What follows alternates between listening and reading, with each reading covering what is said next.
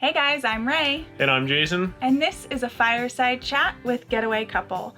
Today we're going to be going over some tips and tricks for you to get the best deal on your new RV.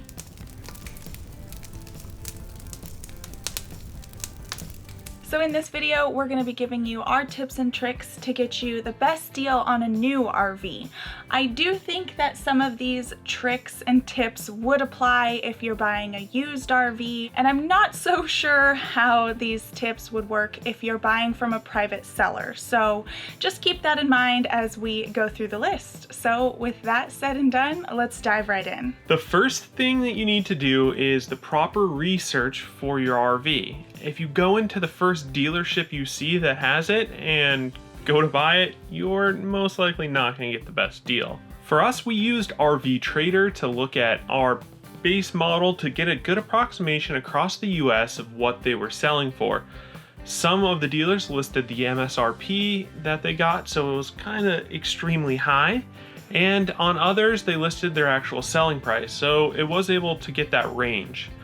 Next, we recommend joining Facebook groups for your RV and asking current owners what they paid. Just remember that there are different packages that could affect the price, and purchasing in different locations could affect the price as well.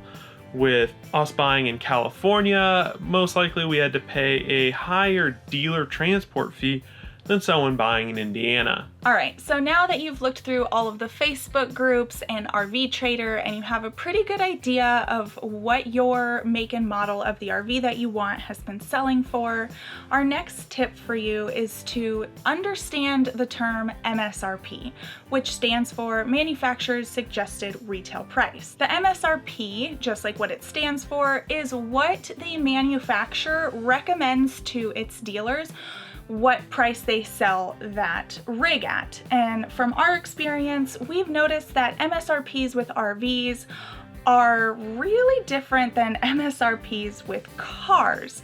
We've heard of people getting up to 30% off their MSRP, but with a car, you would never really hear of that happening. It is important to note that different things affect the MSRP, like the trim that might be included, the different upgrades and packages that Jason mentioned before, and the transportation fees. So all of these different factors do factor into the MSRP. So even though you might understand the number and you might see it coming from the dealership, we do recommend to just take this number with a grain of salt.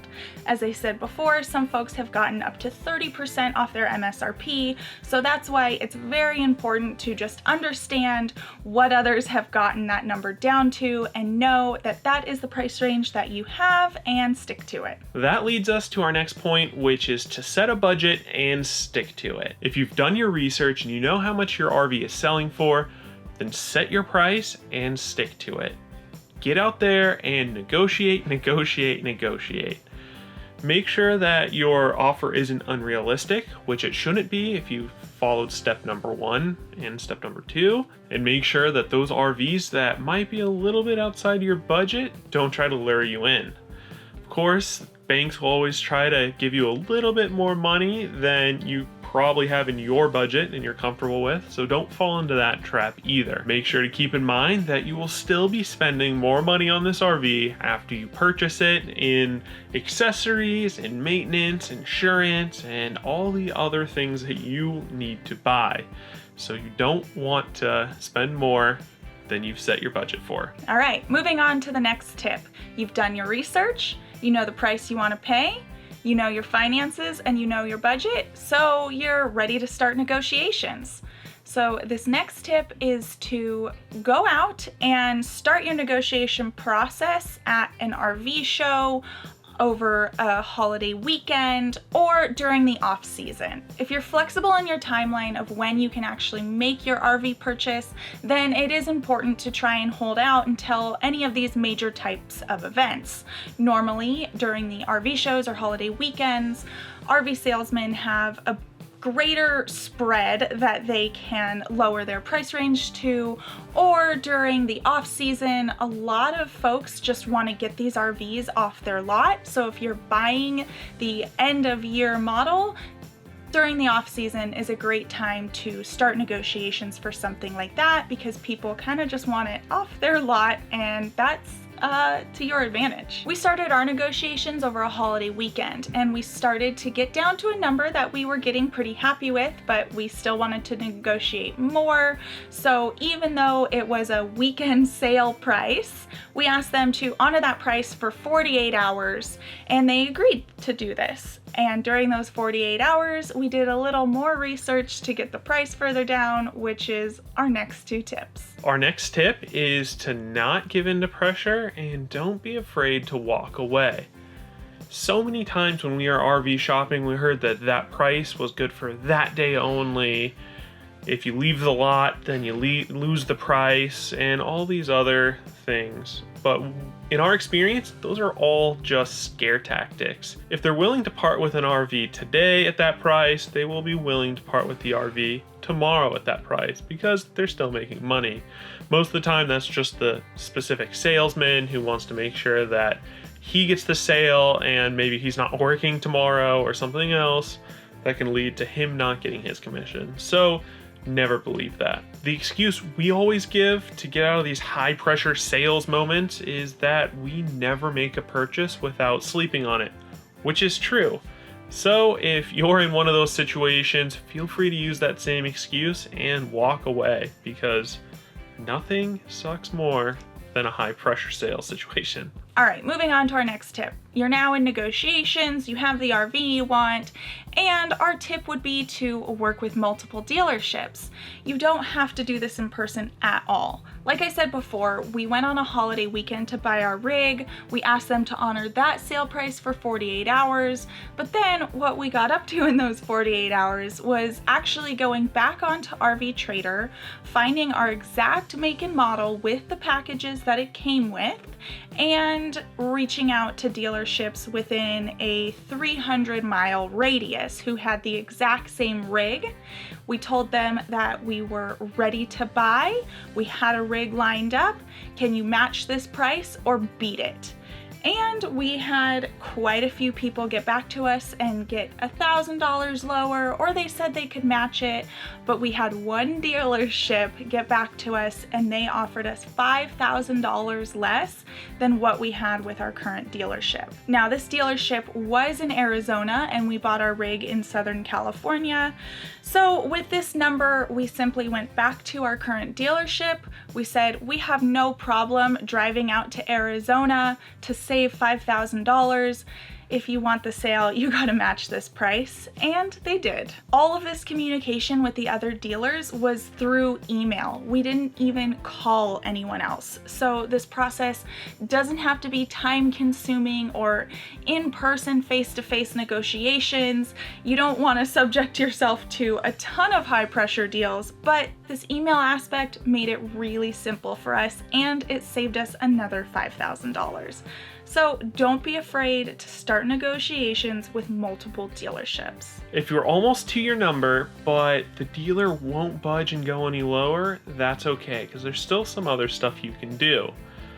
You're not trying to rip off the dealership. They are business and they still do need to make money, because why would they sell it to you at a loss? So as long as you understand that, you can start working on other angles to get more value out of the purchase without costing them much money. You can ask for other accessories that you're hoping to get or dealer add-ons like slide toppers or a generator or anything else that is in their accessory store, or even a gift card to their accessory store, because they have a markup on all of that. So the dollar amount they give you, they're still making a little bit of money off of each of those purchases that you make. So while it definitely helps you out because you have to make those purchases, it also gets you closer to that dollar amount that you had in mind for your budget. Our next tip is to pay attention to what's included in the RV or what services the dealership is willing to give you when you're comparing which dealership to buy from. You might have found your cheapest priced rig at you know, XYZ dealership, but over here at ABC dealership, it's $2K more, but it also includes a generator and slide toppers and free winterization every year through their service center. So keep those different things in mind, because it might be better to go with one dealership that has a $1 or $2 grand price difference, but you're getting more bang for your buck in the long run. And our last tip is a shameless plug to check out our RV printables. We created a ton, I'm talking over 70 pages of checklists and worksheets that should help you if you're already in the RV lifestyle or transitioning to RV life. We do have an RV shopping comparison workbook that we've created that helps you remember where you saw the RV, what you love and hated about it, what the price was, what salesman you were working with, and a little notes section so you can write down anything else you want to about the RV. If you're interested in checking out that worksheet or any of our other RV worksheets, you can go to store.getawaycouple.com, and we will have that link in the description below as well. So those are all of our tips. Using those, we were able to get about 28% off the MSRP of our rig, which we were pretty happy with. Over the last year and a half on the road, talking to others, we found other tips like 7 and 8 that we didn't use that we're kind of bummed out, like would have liked a free generator thrown in. So that's why we decided to make this video to help you new buyers out. For those of you who have already purchased a rig, please leave a comment down below of your tips so that we can all help each other out. If you did find this video helpful, please give it a thumbs up, and don't forget to subscribe to our channel, because frankly, we'd love to have you in our Getaway gang. We'll see you next time. Bye, guys. Bye, guys.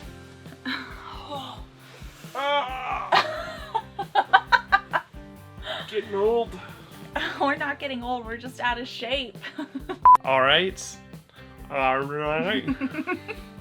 That leads us to our next tip, which is to set your limit.